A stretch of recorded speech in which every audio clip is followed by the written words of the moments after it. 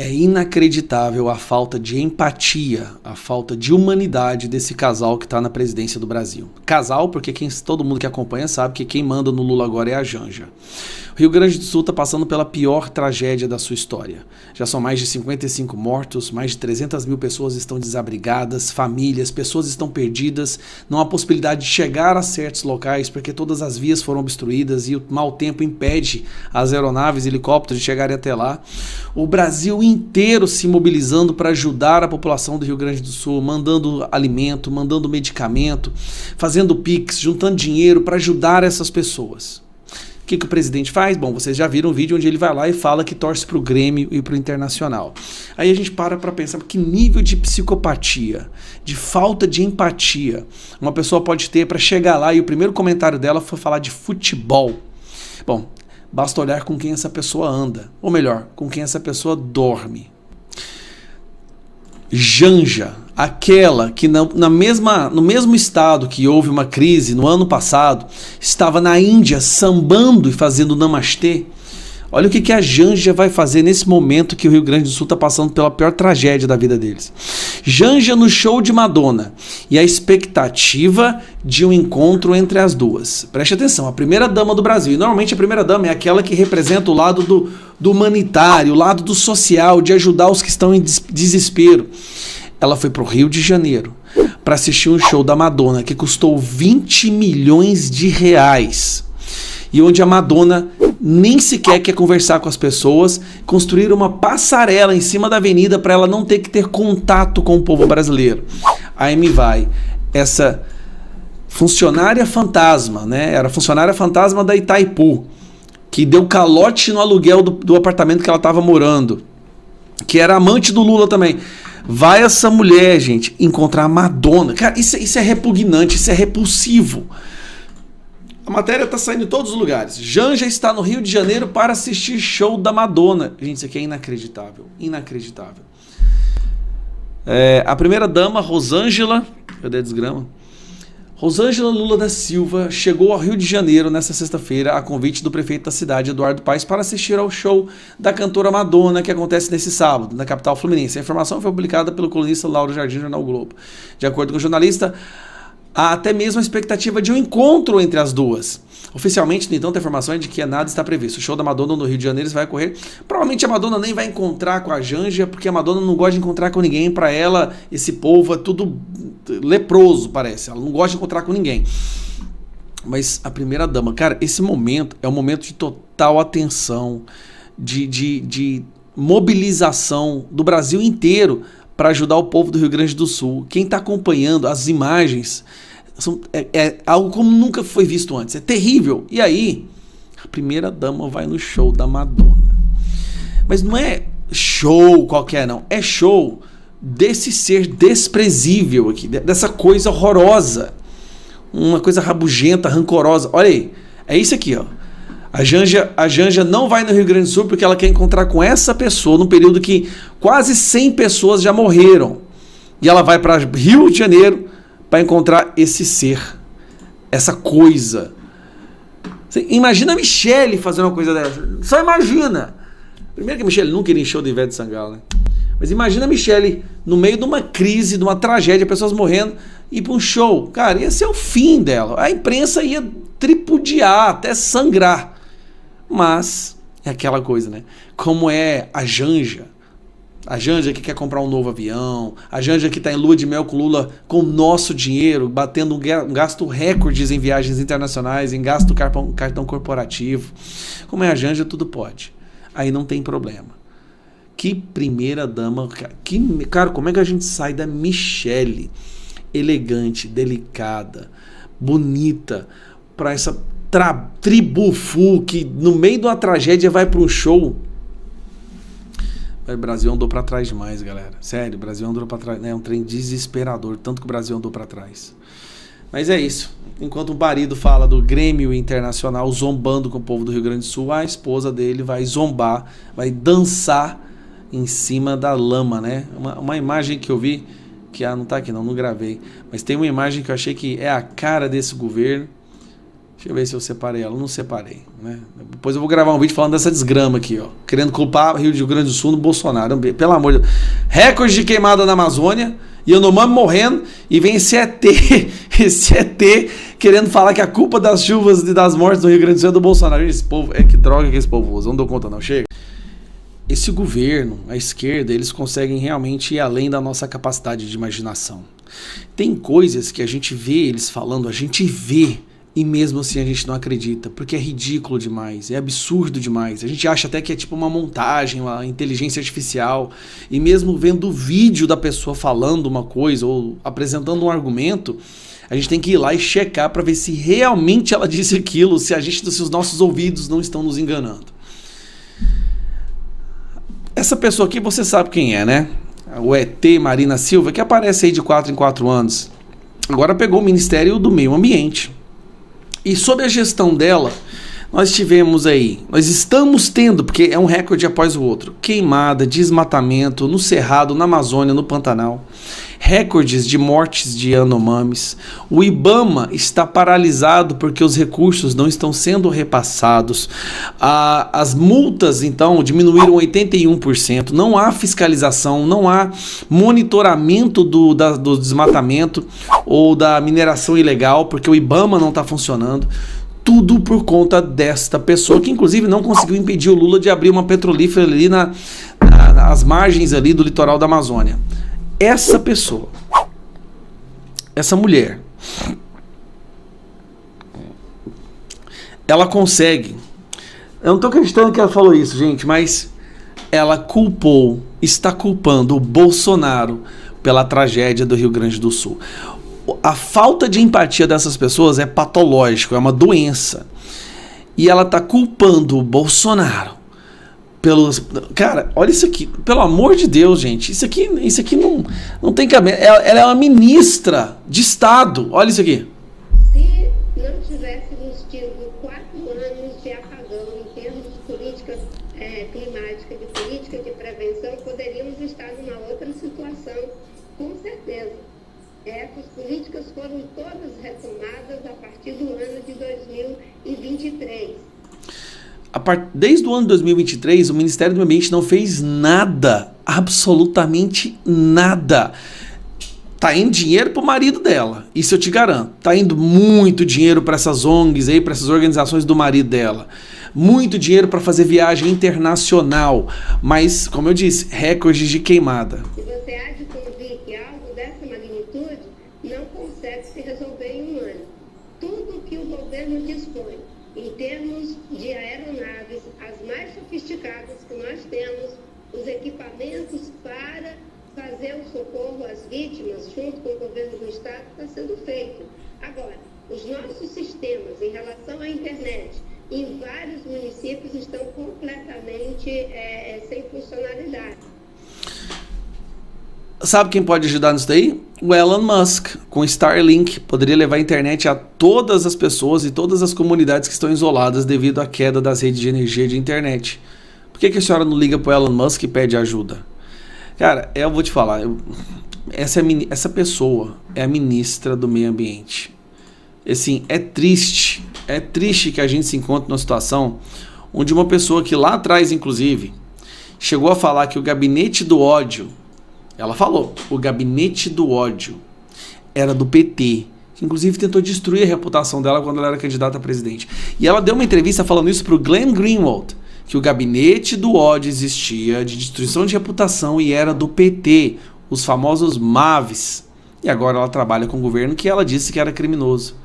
Esse pessoal eles não têm autoridade para falar nada. Absolutamente. Cara, eu vi isso aqui, eu falei, eu não acredito que ela vai soltar uma dessa. Mas soltou, e agora a gente está nessa situação. Enquanto isso, Janja indo lá para Madonna, Lula triplicando as emendas, né, parlamentares, o investimento indo embora. Isso aqui eu achei bom demais. Olha isso aqui, sabe o que é isso aqui? Isso aqui é a queda de investimento internacional no Brasil. Olha a queda de investimento internacional que nós tivemos no Brasil desde que esse governo... vou diminuir aqui para você entender. Desde que esse governo... Capital estrangeiro no B3. Olha a queda, olha as datas aí. Isso aqui, ó, é o governo deles aí. Aqui estava tendo o saldo, Daí, a partir de janeiro de 2024, olha a queda. O dinheiro está indo embora. Não há mais investimento no Brasil. Isso que eu estou falando. O Brasil é uma bomba relógio prestes a explodir. E quem vai pagar somos nós. É isso. Um abraço. Desespero da Globo. Daniele Lima dá o braço a torcer e afirma: Bolsonaro bota gente na rua e Lula vive sozinho. Em análise sobre o ato de 1º de maio do presidente Luiz Inácio Lula da Silva, comentaristas da Central da Globo News destacaram o reduzido número de pessoas na manifestação e concordaram que esse é um sinal de alerta. Na ocasião, a apresentadora Daniela Lima chegou a comparar a alta mobilização dos atos do ex-presidente Jair Bolsonaro com os eventos esvaziados do PT. Ela diz: um dos pilares das fake news que dizem que Bolsonaro ganhou as eleições é que foi tudo roubado pelo TSE. É o quê? Olha quanta gente Bolsonaro bota na rua. E o Lula? Vive sozinho, tudo esvaziado. Os negócios dele desde a campanha, disse Daniela nesta quinta-feira. Pouco antes, Eliane Cantanheda tinha feito comentários na mesma linha, acrescentando que Lula está analógico e que não tem acompanhado as transformações no Brasil. Seu colega Mauro Paulino foi além e descreveu o ato como um fracasso. A imagem aérea é muito contundente. Foi um fracasso. Segundo o monitor da USP, foram 1.635 participantes nesse ato, só. E se esperavam pelo menos 50 mil. Esse ato, com esse número de pessoas baixíssimo, significa um alerta mesmo. Perguntinha que não quer calar no mundo político. O presidente Luiz Inácio Lula da Silva e seu pré-candidato ao governo de São Paulo, Guilherme Boulos, vão sofrer punição da Justiça Eleitoral por terem praticado campanha eleitoral antecipada? Eis a questão. Pode ter outra perguntinha também, né? O Tribunal Superior Eleitoral vai aplicar uma punição exemplar e dura contra Lula ou contra Guilherme Boulos por ter cometido esse crimezinho eleitoral no dia do trabalho? É outra questão. O TSE vai aplicar a isonomia, igual eles fizeram com Jair Bolsonaro, né? Jair Bolsonaro foi punido porque promoveu uma reunião com embaixadores e está inelegível por causa disso. Teria feito críticas ali na reunião ao sistema eleitoral brasileiro, e aí paga por isso com a inelegibilidade. Será que esse mesmo princípio pode ser aplicado para Lula, que fez uma reunião política no Dia dos Trabalhadores, bancada pela Petrobras e pelo SESI, dinheiro público envolvido em um ato oficial em que Lula bobeou e fez campanha descarada para o candidato Guilherme Boulos, que vai disputar duramente a Prefeitura de São Paulo? Então são perguntas que precisam de uma resposta urgente. Deve chegar aí uma enxurrada de pedidos de punição a Lula e a Boulos na Justiça Eleitoral. O deputado federal Nicolas Ferreira já garantiu que a dele vai ser enviada em breve, urgentemente, à Justiça Eleitoral. Agora, que providência será efetivamente tomada em relação a isso? A legislação brasileira é muito clara. Campanha eleitoral antecipada não é permitida. A autoridade, utilizando a máquina pública, não pode nem sugerir pedido de voto a qualquer candidato. Isso é crime eleitoral, batom na cueca, sem dúvida nenhuma. Agora, será que esse tipo de regramento se aplica a Luiz Inácio Lula da Silva? Ou, melhor perguntando, será que esse tipo de regramento se aplica à esquerda tupiniquim?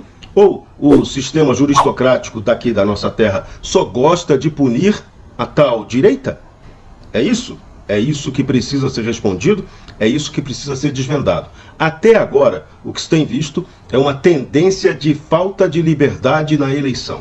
O Tribunal Superior Eleitoral já baixou 12 resoluções que prometem pegar pesado contra qualquer tipo de propaganda ilegal, sobretudo nas redes sociais. A coisa ficou tão feia que até o Google desistiu de ganhar dinheiro vendendo anúncios eleitorais. Esse ano, temendo aí a linha dura do TSE, o Google nem vai oferecer esse tipo de serviço.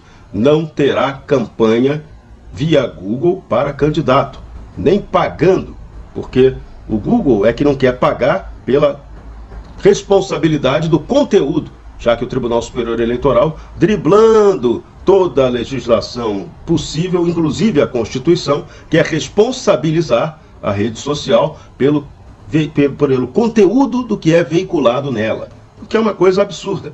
Isso aí equivale àquela história da piada do português. Você vai punir, né, o sofá porque você encontrou sua mulher traindo você com ele no móvel.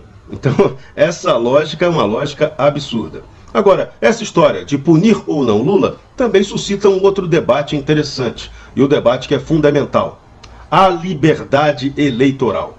Estamos lutando pela plena liberdade na eleição? Esse é um ponto que tem que ser bem batido e ficar muito claro.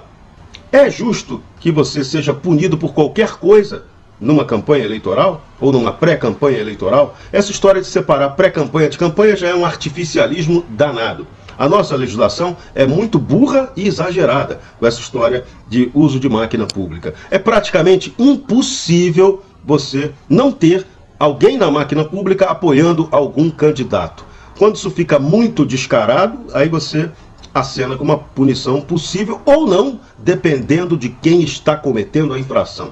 Esse é o grande problema do Brasil: o rigor seletivo ou o perdão conveniente. Quando interessa, o cara não é punido. Mas se o cara for inimigo do grupo político que está querendo chegar ao poder, aí ele toma pau. Então isso não é justiça. Agora, de novo, é importante e fundamental questionar: é preciso ter tanto rigor na campanha eleitoral? Ou não seria melhor garantir uma campanha eleitoral livre, em que as pessoas podem se manifestar livremente? Todo mundo sabe, todo mundo sabia que Lula tem a preferência pelo Boulos. Então, se o Lula estiver do lado do Boulos, ele vai estar fazendo campanha eleitoral? Talvez não, mas pode passar essa imagem. Mas Lula ontem deu mole total, vacilou, deu uma de esclerosado político. Ele claramente pediu voto para Boulos. Disse que todo mundo que votou nele, Lula, em 89 e todas as eleições que sucederam de lá para cá, desde que temos eleição para presidente, tem a obrigação de votar no Boulos para prefeito de São Paulo. Isso porque o Boulos é um candidato que está enfrentando o sistema, está enfrentando o bolsonarismo, está enfrentando o governo do Estado e está enfrentando a máquina municipal de Ricardo Nunes. Então, veja, esse foi o argumento de Lula para justificar que se vote no candidato Guilherme Boulos. Novamente, como fica a liberdade de expressão na eleição? É isso que tem que ser debatido com toda a veemência. Por que o nosso Congresso Nacional não cumpriu a missão de aprovar um código eleitoral para garantir essa liberdade eleitoral? É isso que tem que ser questionado. Até que ponto você tem que ter restrições para fazer campanha?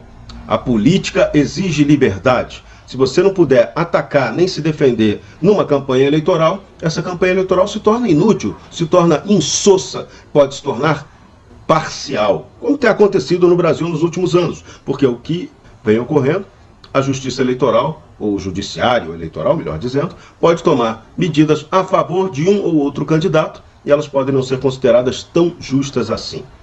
Até agora, essa inelegibilidade de Jair Bolsonaro por um crime que efetivamente ele não cometeu, o presidente da República tem a atribuição de se reunir com embaixadores estrangeiros, isso aí é um absurdo total. Quem não tem a atribuição de se reunir com embaixador estrangeiro e se reuniu foi a própria presidência do Tribunal Superior Eleitoral naquela época, ministro Luiz Edson Fachin. Então, o que está valendo? O que vale no Brasil? É o vale tudo? É isso que precisa acabar, é isso que tem que ser discutido amplamente pela sociedade brasileira. Ou temos eleições livres, ou as eleições não vão valer de nada. O que não pode haver é perseguição política. Agora, esse caso Lula vai dar o que falar. Lula claramente cometeu crime eleitoral perante as regras vigentes. De novo, ele vai ser punido ou a impunidade vai falar mais alto? Ou vai ser punido para inglês ver? Vai receber, de repente, uma multinha, o candidato Guilherme Boulos não vai ter prejuízo nenhum e vai ficar ali a punição fake por um crime claramente cometido e que merecia ter uma punição. Como é que fica o uso da máquina pública na eleição desse ano?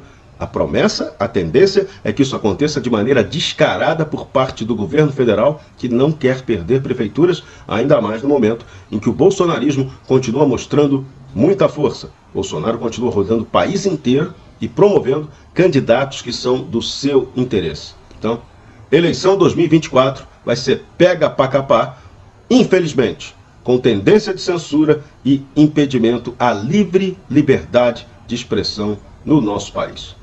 Para a Ouro Verde Brasil, Jorge Serrão. Olá, olá, povo abençoado do Brasil. Eu tô aqui em Boston inaugurando uma nova igreja. Tô aqui com meu filho aí, Silas. Mas eu não vou deixar passar essa. Que fracasso! Dia 1º de maio, até Lula dizendo que a manifestação foi mal convocada. Vocês fazem isso há anos, rapaz. Deixa de desculpas farrapadas, vocês não têm povo, não. E aí? Tá ferrado, hein, Boulos? Esse é teu cabo eleitoral?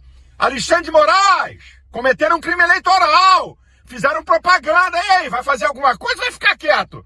Que vexame, não tinha 1% do que deu em Copacabana. Eu vou mostrar as imagens do evento fracassado de Lula de 1º de maio, as imagens de Copacabana, comparar uma com a outra, depois só a imagem deles. Ah, não tinha pão com mortadela, nem 50 prata, nem ônibus. Aí a petezada não vai, só vai pagando, moçada. Vamos lá, olha as imagens aí!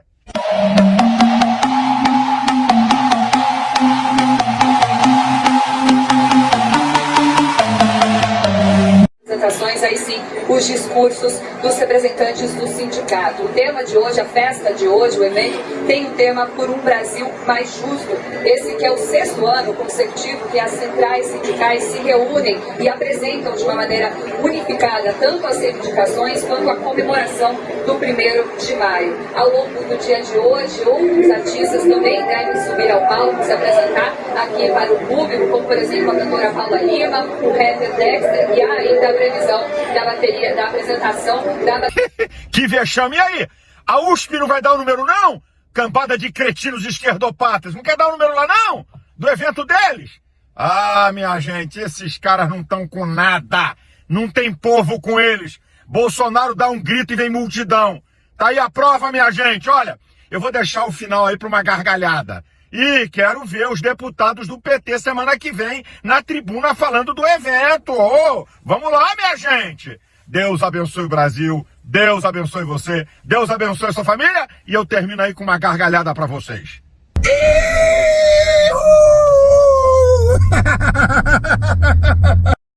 O presidente Lula disse: se for necessário fazer endividamento para este país crescer, qual o problema? O presidente chamou ainda a inflação, a lei de responsabilidade fiscal e o déficit público de pedras no caminho. É análogo ao sujeito que chama de obstáculo a lei da gravidade porque ele pula do prédio e não consegue voar. Olha, não há nenhuma surpresa aqui nessa fala do Lula e no posicionamento do PT em relação ao déficit fiscal, à dívida pública. Esse é um partido que sempre defendeu um governo perdulário, que gastasse como se não houvesse amanhã, que pudesse se endividar mais e mais, e dane-se o rombo fiscal. Isso acaba gerando mais inflação, queda na atividade econômica, desemprego, afetando acima de tudo os mais pobres, os trabalhadores. Mas qual é a novidade? A narrativa de um Lula ou de um Fernando Haddad que seja preocupados com a questão do equilíbrio fiscal é um factoide criado pela velha imprensa. Isso nunca existiu. Nesse mesmo dia da fala do Lula, você ia no Globo e estava lá uma análise de que o Fernando Haddad está sofrendo ataque de tudo que é lado, do Congresso, tadinho, e do próprio PT, além de cenário internacional. Ora bolas, o Haddad está lá por ser um poste apagado, não ter luz própria. Faz o que o PT manda, faz o que o Lula determina. E o Lula nunca teve compromisso com a ortodoxia fiscal. Pintar o Fernando Haddad como uma espécie de Paulo Guedes, com um olhar mais social, ou quem sabe sedutor, que toca violão para encantar a jornalista da Globo News, isso é uma palhaçada, nunca existiu esse Fernando Haddad. Pelo amor de Deus, a tese de economia dele é a favor do modelo soviético. Cadê o Fernando Haddad ortodoxo? Isso não existe. O PT jamais, inclusive Fernando Haddad, falou em cortar gastos. O equilíbrio deles é sempre por mais e mais e mais arrecadação, mais tributo, mais imposto. É a verdadeira tara da esquerda. Então é realmente um espanto, o espanto de alguns analistas, jornalistas, por exemplo, o Henrique Meirelles, sujeito rico, banqueiro, né? Henrique Meirelles no Estadão disse: é hora de olhar não só para a arrecadação, mas também para as despesas.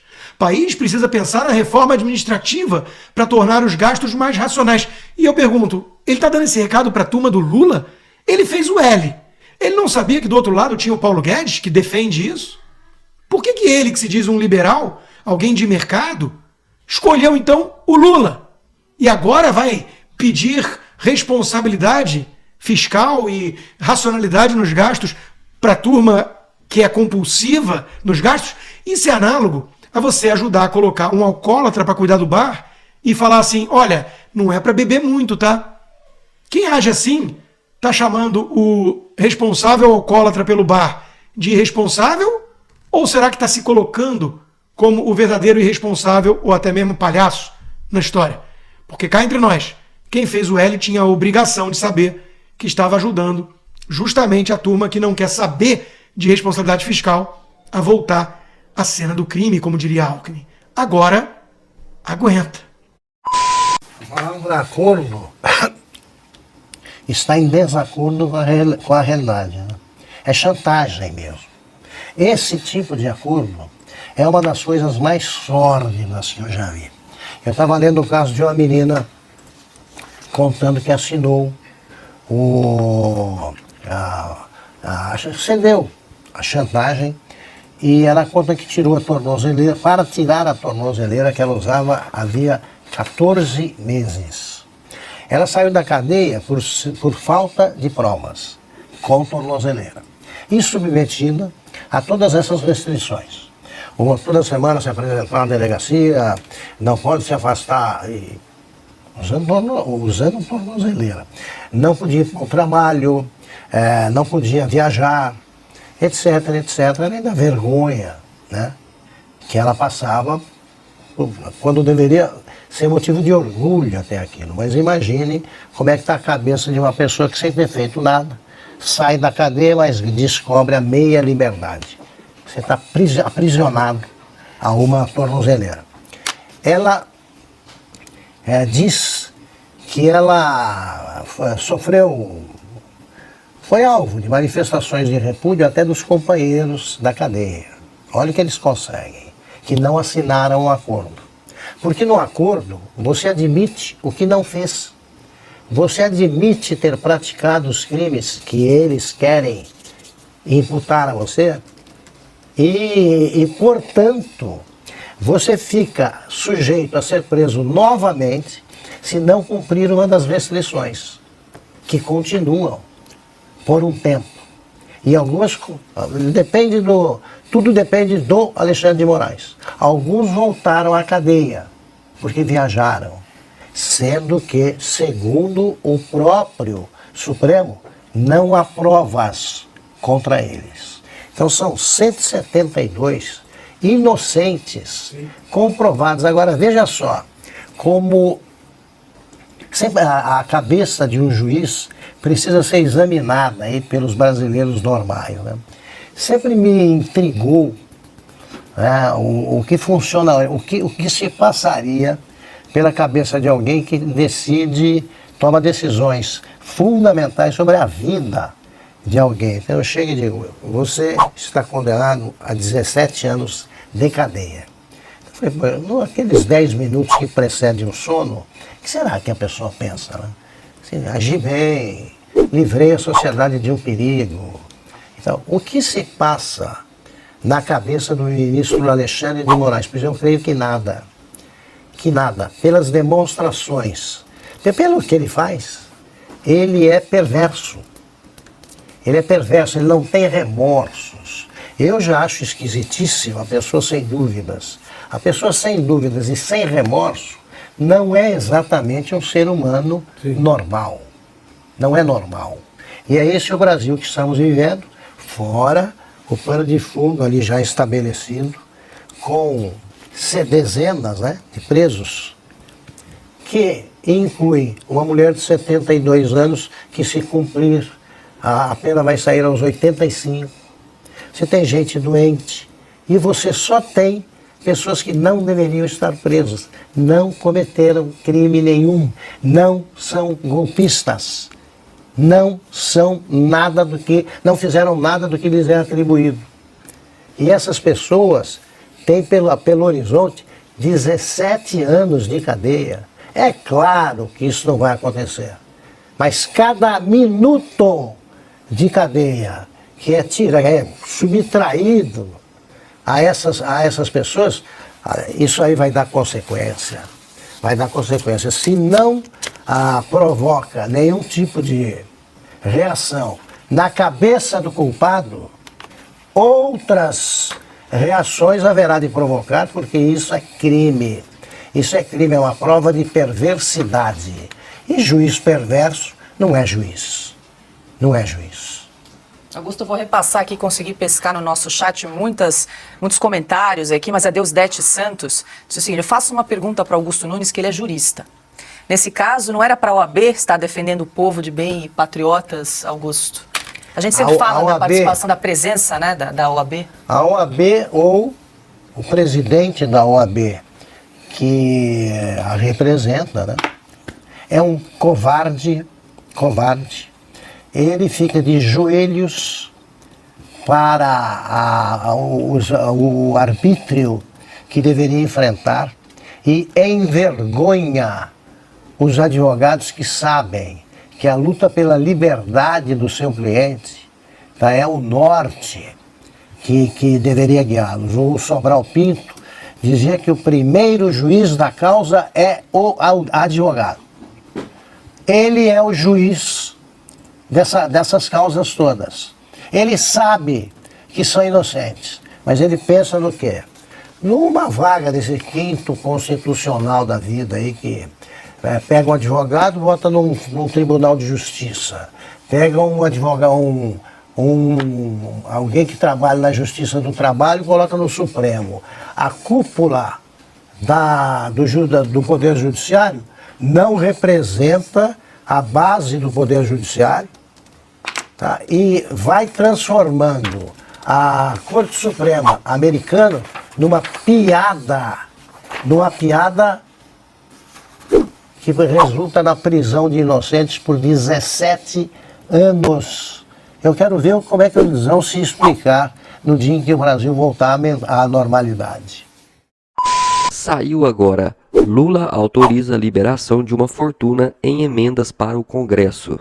O governo do presidente Lula acelerou a liberação de emendas parlamentares como uma estratégia para contornar a crise na relação com o Congresso Nacional. O Ministério da Saúde, liderado por Nízia Trindade, foi novamente escolhido para promover o envio de recursos aos redutos eleitorais dos congressistas. De acordo com informações do jornal O Globo, 92% dos 8,5 bilhões de reais em emendas individuais empenhadas pelo governo até o início da semana saíram da pasta da saúde. Esse montante, que será utilizado para abastecer o caixa de prefeituras aliadas em ano eleitoral, representa 34% dos 25 bilhões de reais em emendas previstas para 2024.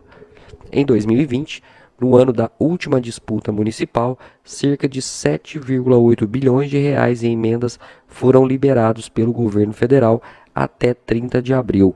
Esse valor correspondia a 22% do total. Além do Ministério da Saúde, outros ministérios também estão envolvidos na liberação de emendas parlamentares em 2024. O Ministério do Desenvolvimento e Assistência Social é o segundo que mais liberou recursos. Dos 627 milhões de reais reservados, 313 milhões de reais, o equivalente a 47%, já foram empenhados. Na sequência, aparecem os Ministérios do Esporte, da Agricultura e da Justiça, com 68 milhões, sendo 58 milhões e 47 milhões de reais, respectivamente. Curiosamente, a Secretaria de Relações Institucionais, responsável pela articulação política do governo com o Congresso, afirmou que o valor de emendas parlamentares liberado em 2024 foi ainda maior, chegando a 14 bilhões de reais. No entanto, esse número não consta nos sistemas oficiais de controle do orçamento. Segundo a secretaria, os recursos só são empenhados pelos ministérios após a análise técnica do pedido, caso a demanda esteja de acordo. Quanto aos partidos mais contemplados, o PL, apesar de ser oposição, foi o partido com maior bancada na Câmara dos Deputados e, portanto, o mais beneficiado com emendas parlamentares. Na sequência, aparecem MDB, União Brasil e PT, embora o partido do presidente Lula tenha a segunda maior bancada da casa.